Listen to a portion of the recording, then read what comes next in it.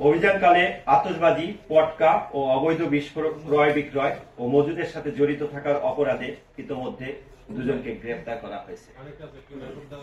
গ্রেফতারকৃতরা হল ইমরানুল ইসলাম বয়স 24 এবং শাওন বয়স 18। এসব অবৈধ আতশবাজি, পটকা ও বিস্ফোরক দ্রব্যসমূহ জব্দ করা হয়েছে এবং আটককৃতদের বিরুদ্ধে আইনানুগ ব্যবস্থা প্রক্রিয়াধীন রয়েছে। এছাড়া এ সংক্রান্ত গোয়েন্দা পুলিশের অভিযান চলমান রয়েছে।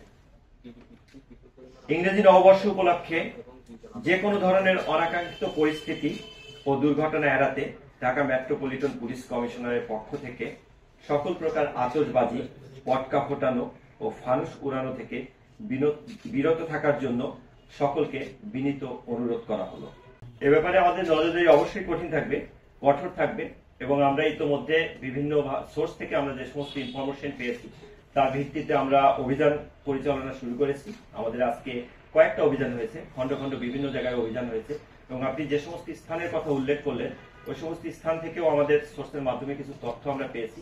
অভিযান আমরা পরিচালনা করব এবং এটা থেকে বিরত থাকার জন্য আমরা যেমন সম্মানিত নাগরিকদের আহ্বান জানাবো, অনুরোধ জানাবো তাদের পক্ষ থেকে প্রতিরোধমূলক ব্যবস্থা গড়ে তোলার জন্য, পাশাপাশি পুলিশের পক্ষ থেকে আমরা যে অভিযান সেটা অব্যাহত রেখে আমাদের পক্ষ থেকে চেষ্টা থাকবে যেন এটা বরাবরের মতো যেন আগের মতো ওই পর্যায়ে না যায় বা আমাদের প্রতিরোধ করতে পারি এ বিষয়টা যাতে আমরা সেই ধরনের একটা প্রোটেকশন দিতে পারি, প্রিভেন্টিভ মেজার নিতে পারি এ বিষয়ে আমাদের খেয়াল থাকবে।